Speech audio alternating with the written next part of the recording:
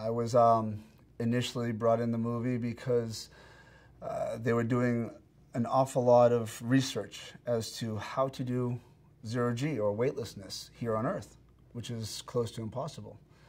However, you know, people have done it in the past and done it with wires. I was fortunate enough to have done it on a number of occasions in films where we didn't just use wires, we used different apparatus and different filming techniques. So I became somewhat of a specialist in the field of how to make someone look like they're floating weightless, or the zero-G, you know, feel.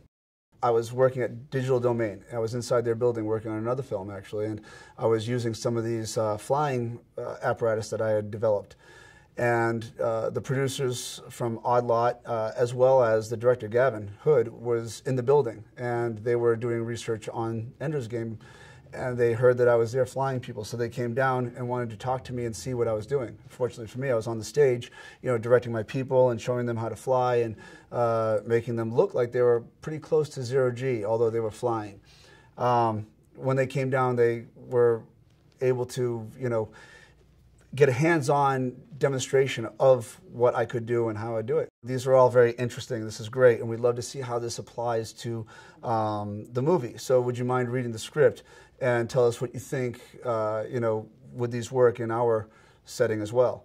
So I did. I read the script, and then I got a meeting with Gavin next, where we sat down in a room, just the two of us, and we talked about what he expected and what he would like and what I could bring to the table. Fortunately for me, right there at the meeting, he reached over and shook my hand and said, "We'd love to have you if you would be available." And, you know, I had no question in my mind. I was such a big fan of the subject matter and actually of Gavin Hood's. So I said yes, a resounding yes.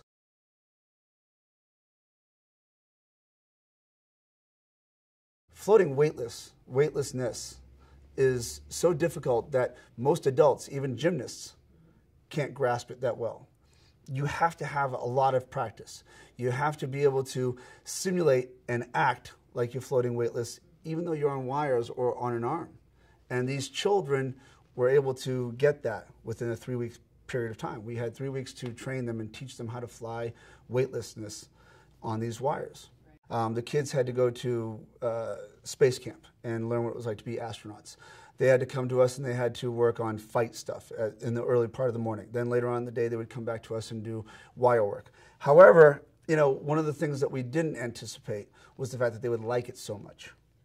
So I have to tell you that these are the best kids I've ever worked with in my history, in my career. They're amazing. And they worked not only so hard, but they worked so well that we were able to do more things than we ever thought we were going to do on these apparatus. And, you know, they didn't really use stunt doubles. They did it all themselves.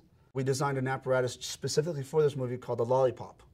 And what it is it's a suspended speed rail arm that has a counterbalance on one side and a puppeteering ring that you can actually steer somebody with. And on the other side, it has either a fork or a ring that someone will sit in. And they're able to spin in any position they like of their own free will. At the same time, they're also able to move themselves through space of their own free will without someone touching it. I actually have two favorite scenes. You know, to me, at one point in the scene, Ender and Petra get to fly weightless, you know, together, holding hand in hand, and then they swing each other around like a ballet. To me, that is one of my favorite scenes because it was such a beautiful piece of work that I was able to do. And at the same token, it was acted so well and shot so well that, you know, I'm very proud of it.